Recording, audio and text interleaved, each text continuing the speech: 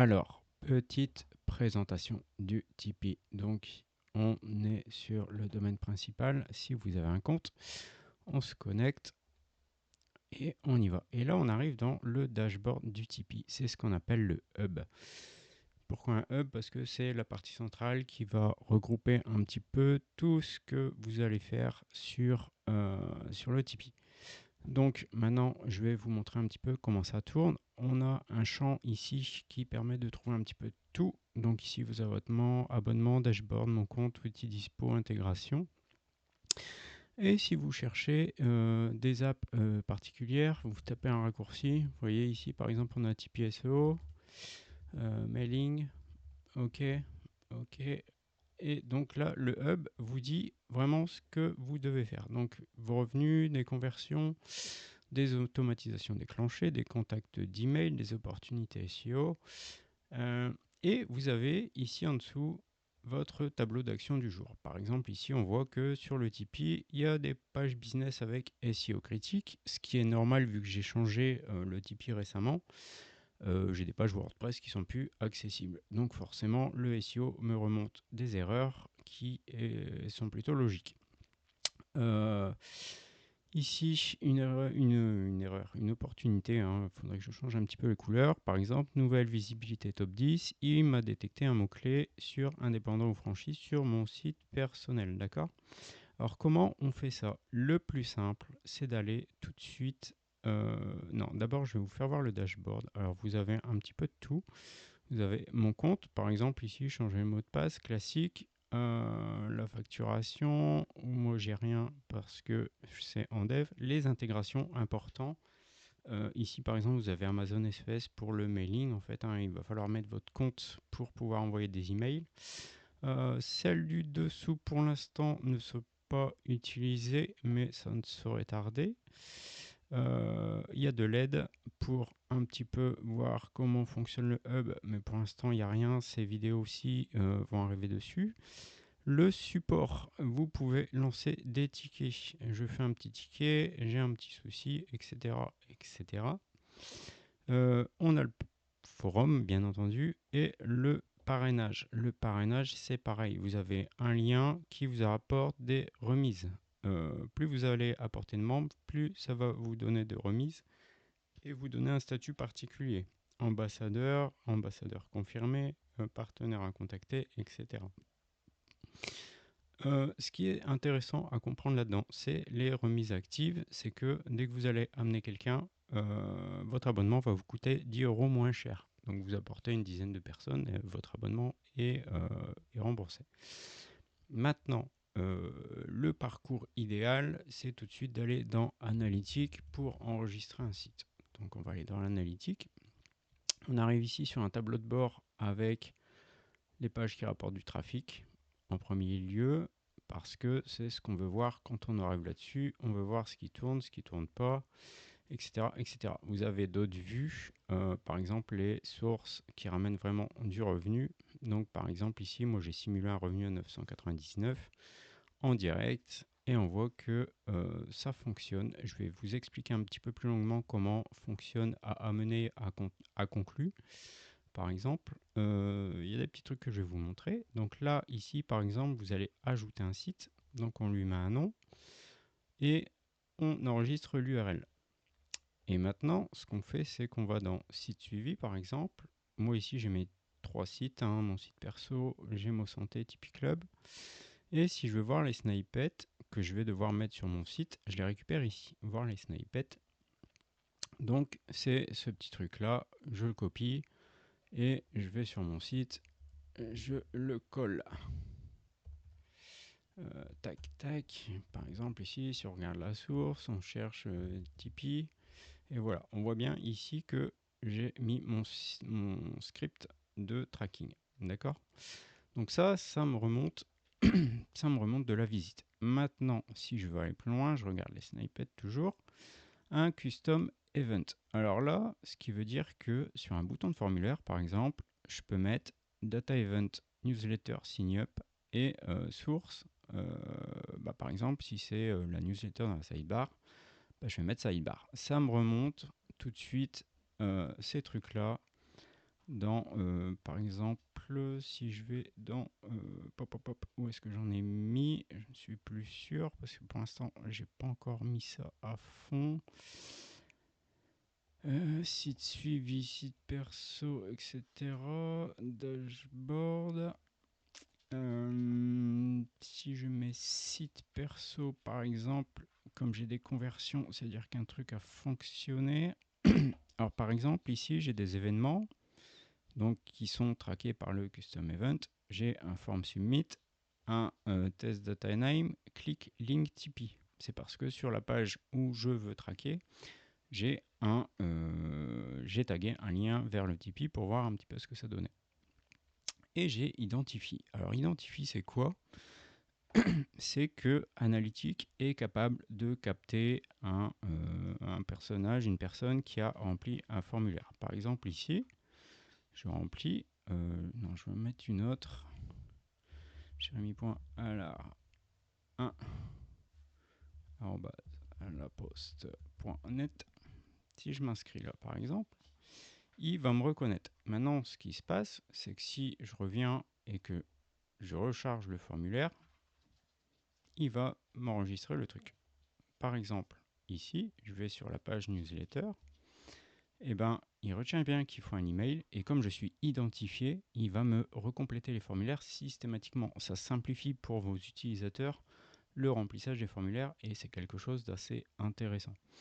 Maintenant, forcément, j'ai un visiteur identifié. Alors, si je vais dans mes visiteurs identifiés, par exemple, j'ai Jérémy Allard, Gmail qui est allé sur la dernière page. Donc, il y a encore des trucs à faire. Forcément, on peut trier par site. Donc, je suis en train de régler ce genre de truc, par exemple, sur 30 jours, 7 jours. C'est pas très propre, mais ça va venir. Mais, par exemple, ici, j'ai mon adresse mail sur la newsletter, sur mon site perso. Et alors là, ça, je ne sais pas ce que c'est, je suis en train de regarder. Et j'ai aussi Jérémy Allard qui a fait 12 sessions, qui a vu 39 vues, 39 pages, qui a fait une action et qui a commenté quelque chose depuis qui est arrivé sur la dernière page qui était trafic et revenu 99. Alors par exemple ici, si je clique, j'ai un petit peu tout. Ce qu'on voit, alors tout le monde ne va pas comprendre, mais c'est vraiment tout le parcours que j'ai fait depuis le début. Donc si on cherche, par exemple, le 999, on devrait réussir à le trouver. Voilà, revenu, hop, form submit, event count, page view, conversion 1, parce que j'ai fait une soumission de formulaire que j'ai tagué à 999 €. Donc ça, c'est plutôt pas mal. Ce qu'il faut faire maintenant, forcément, c'est aller dans le guide de config qui va vous expliquer un petit peu comment tout fonctionne. D'accord. Là, il met un code, mais c'est pas forcément celui-là que vous devez installer. Il faut vraiment aller chercher le snippet de votre site. Les events, c'est des trucs qui sont tagués automatiquement. Vous pouvez le faire vous-même. Vous pouvez ajouter des méthodes, par exemple un lien, adhésion, plan annuel, TA event offer selected, donc offre sélectionnée, plan annuel, prix 100, currency euro, metaslot, pricing table. Parce que là, ça nous permet vraiment de savoir où la personne a pris son plan annuel sur un très très gros site. Là, moi, forcément, j'ai des petits sites, ça sert à rien.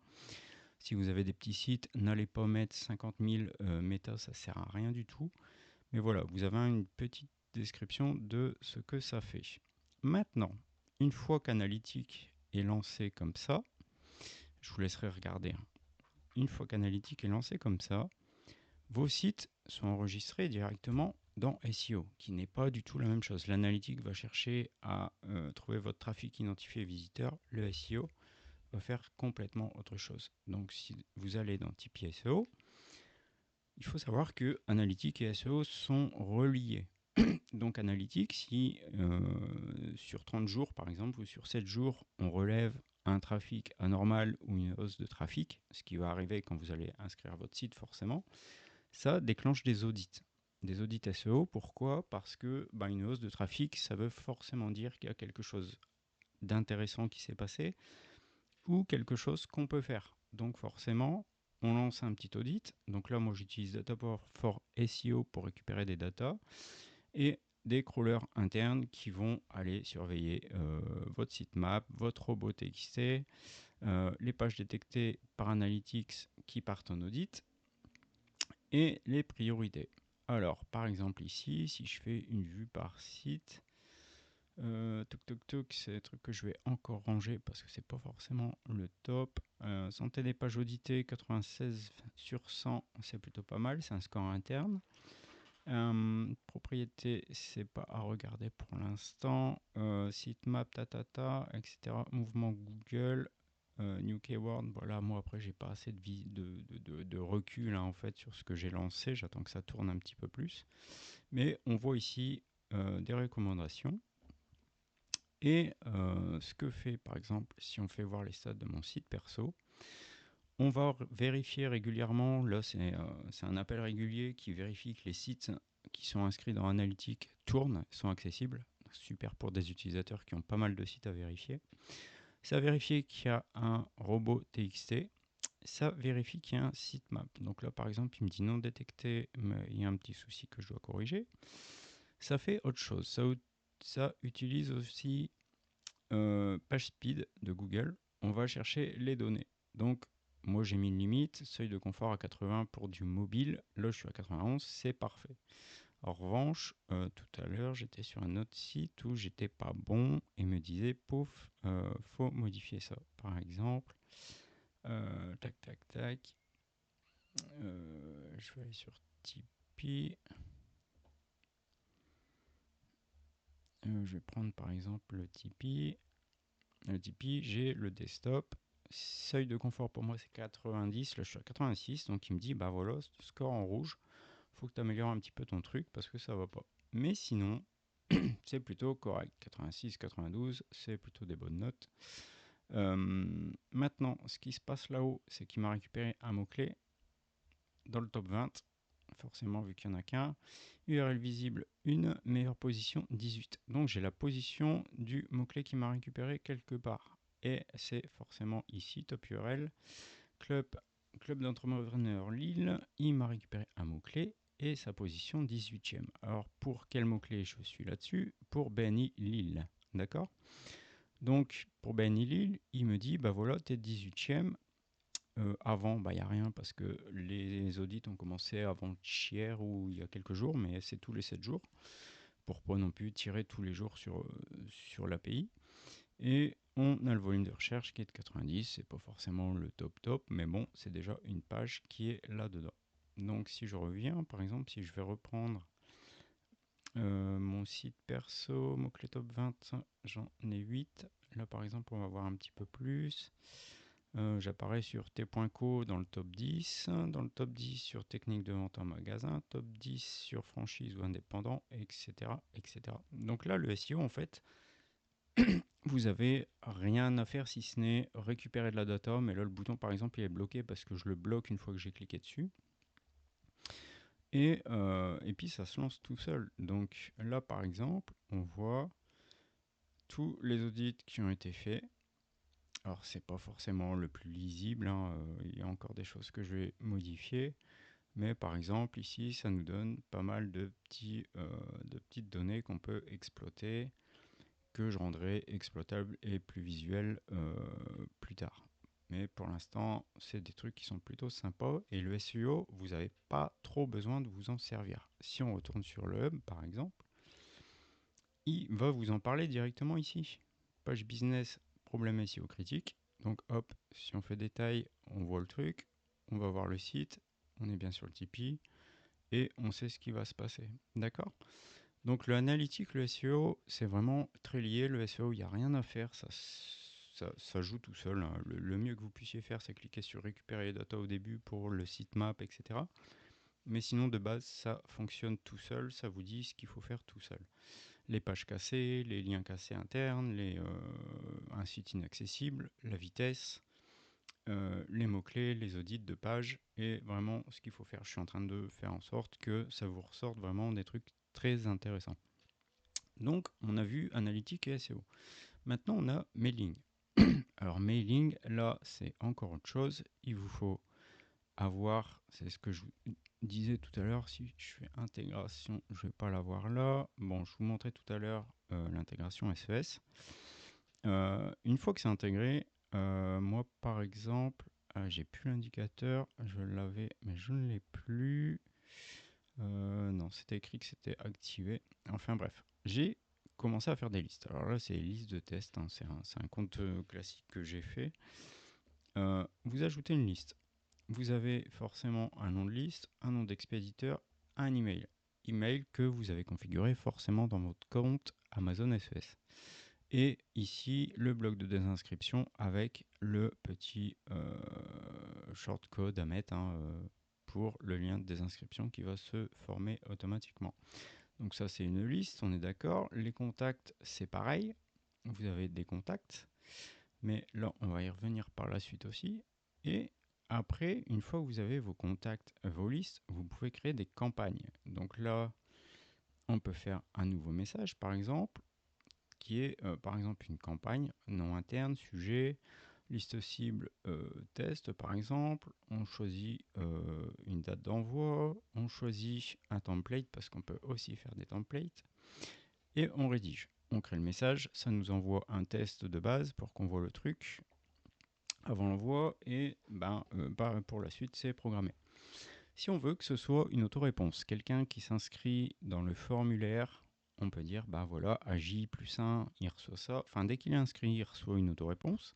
À J+1, il reçoit un deuxième mail. À J+7, il reçoit un troisième mail, etc., etc. Dans ce cas-là, on coche sur autoréponse. Et donc, on active une autoréponse. OK. Et là, pouf, c'est pareil, on fait son mail et on met en place le truc. Ça, c'est la base. Je vais revenir sur d'autres choses. Mais pour l'instant, campagne, autoréponse, c'est vraiment le truc à savoir. Maintenant, on a les templates. Alors, un template, il est relié à une liste et il peut être par défaut. Si par exemple, j'ai fait ajouter un template, par exemple, ça ressemble à un truc tout facile. On doit le rattacher à une liste, forcément, et on peut le définir par défaut pour une liste. D'accord? Donc, une fois qu'il est créé, pouf, on l'a dans notre liste, on sait à quoi il est relié et à quoi il sert. Par exemple, ici, maintenant, ce que je veux, c'est faire des automations. Par exemple, un visiteur identifié, comme on l'a vu dans Analytics, visite mon site web. Je voudrais que sur une page, par exemple, il visite la catégorie SEO, par exemple, ou la catégorie trafic, parce que c'est ce que j'ai mis en place pour le test. Il visite la catégorie trafic, je peux lui envoyer systématiquement un email sur comment gagner du trafic. C'est vraiment ciblé. Donc là, ce qu'on fait, c'est qu'on fait des automatisations, pardon. Et donc là, hop, on choisit le site, par exemple site perso, en type doublon. Et là, je lui dis, voilà, s'il va dans la catégorie trafic, qui est la catégorie de mon site, on va aller voir. Tac, tac. Par exemple, ici, trafic, c'est bien ce truc-là. Donc, je sais que s'il passe là, hop, je sélectionne un TPL automation, d'accord, un template. Et là, je lui dis, voilà, au bout de 1 minute, t'envoies un email, ok. J'en ajoute un autre, je fais envoyer à quelques jours ou quelques heures, peu importe. Et là, ça fonctionne en fait comme les autoréponses, sauf que c'est décidé selon une page vue sur votre site. C'est vraiment de la relance, c'est du retargeting, comme on appelle ça. Et c'est plutôt efficace. Maintenant, forcément, là, je vous fais une vidéo alors que le Tipeee est en ligne depuis une semaine. J'ai rien fait de particulier non plus. Je suis encore en train de le tester en même temps que tout le monde. Et c'est pour ça qu'il y a encore des petits trucs qui s'affichent mal, qui sont pas propres et que je nettoie au fur et à mesure. Mais voilà, maintenant vous avez un petit peu le tour. Je vous laisse découvrir. Vous allez trouver des pages d'aide à chaque fois que je dois de toute façon compléter parce que c'est pas forcément top. J'ai remis les outils. Donc là, par exemple, les outils du quotidien qui sont rangés par catégorie, etc.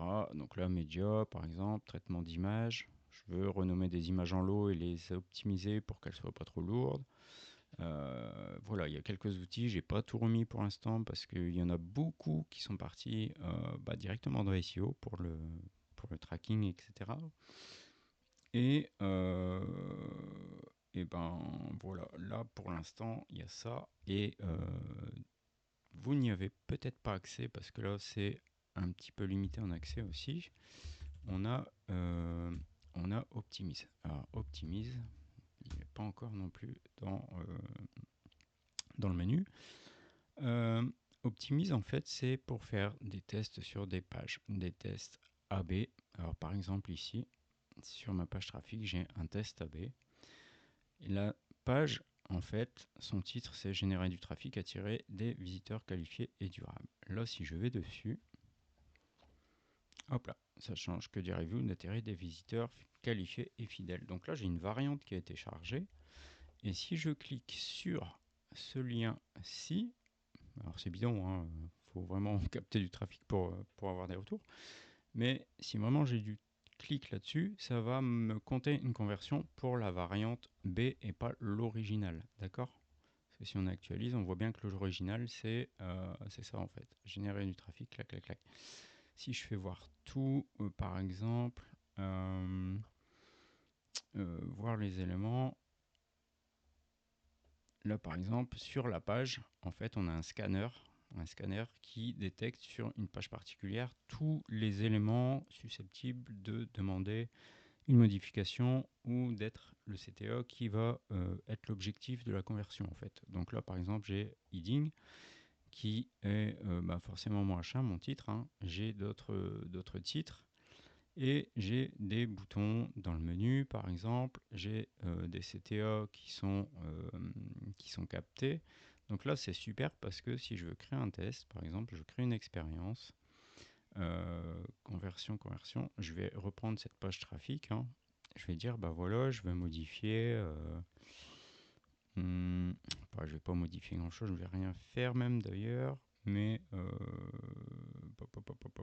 là par exemple catégorie de produit par exemple, je dis je veux modifier cet élément là, donc ça me dit tester un CTA. Alors que produit en fait c'est ça, c'est ma catégorie produit. Alors forcément je vais pas forcément changer quelque chose là-dessus. Il me prend que c'est un type CTA. Et là, j'ai produit et je peux faire variante les produits, par exemple. OK. Objectif de conversion. Et ben voilà, je vais mettre. Je vais chercher produit aussi. Utiliser comme objectif. En fait, le but du jeu là, c'est que je vais essayer de capter ce qui est coché, qui est cliqué dans mon menu pour faire comment dire, la conversion. Et ici, par exemple, page de conversion, ce sera la page forcément produit, hein, vu que c'est celle qu'on doit cliquer, etc., etc. Donc là, j'ai par exemple un test en cours de variante. J'ai eu de vue une conversion. Donc là, c'est moi qui me suis amusé avec ça. Donc ça me dit que j'ai un taux de 50. Et comme c'est relié à Analytics également, je peux savoir si ça m'apporte des revenus également. Donc là, maintenant, vous expliquer tout le moteur, ce serait compliqué. Mais là, déjà, c'est déjà balèze. Donc là, Optimize vous permet de faire des tests AB multivariables sur des pages. Maintenant, il faut du trafic forcément. Et dernière petite app développée, c'est l'app de suivi qui n'est pas encore référencée, qui est voilà, une petite app de coaching et de prise de rendez-vous. Alors par exemple, programme. Non, je vais retourner sur ma page. Si je regarde, même où je m'y retrouve plus, j'ai un programme actif. Que je dise pas de bêtises. Programme test. Client, j'ai un client qui est référencé là-dedans. Je peux enregistrer un nouveau client. J'ai un programme de test que je n'arrive pas à retrouver. Teste mon nouveau programme. Que je ne dise pas de bêtises. Ah bah si, en fait, si j'en crée un deuxième, il sera là également. Donc forcément, ça ne peut pas aller Là, voilà, ils sont ici tous les deux en fait. Donc j'ai mon programme ici. Et dans ce programme-là, je peux ajouter une étape. Par exemple, ici, step 1 test, j'ai une ressource, test PDF. Et dans les ressources, on peut télécharger un petit peu ce qu'on veut. Donc, une fois qu'on a téléchargé ce qu'on veut, on peut relier ça à un programme et des étapes. D'accord? Donc là, si je sélectionne, je vais ajouter une étape. Par exemple, step 2, consigne, exercice, j'ajoute l'étape. 0 ressources, je lui dis bah tiens, test PDF, on va le remettre, tu peux l'attacher. Et voilà. Et quand le client va aller chercher son étape, et ben il va pouvoir tout faire. D'accord? Donc là, par exemple, on voit qu'il a complété le step 1, pas le step 2. Maintenant, on peut retrouver quelque part le portail client, que je ne dise pas de bêtises, c'est une app que j'utilise pas encore beaucoup. Ah oui, ici, fiche client, hop, voir son portail, lui il est là-dessus. Donc là, il a complété ce petit truc-là. L'étape 2 est bloquée. C'est moi qui dois pouvoir la débloquer, je pense. Enfin bref. Il y a donc ça. Et il y a aussi la prise de rendez-vous qui est ici. Par exemple, ici, moi j'ai fait session SEO, 59 minutes. Et qu'on configure avec des plages horaires, etc. etc. On peut poser des questions avant, pendant la réservation. Par exemple, moi je dis quel est votre site, par exemple, pour une session SEO pour savoir. Donc ça c'est plutôt cool. Et j'ai forcément un lien public ici qui permet, alors c'est pas encore super propre, mais ça va bouger, ça va permettre de sélectionner par exemple un créneau, un horaire. Voilà, hop, je remplis mon nom, mon email et je réponds à la question quel est le site.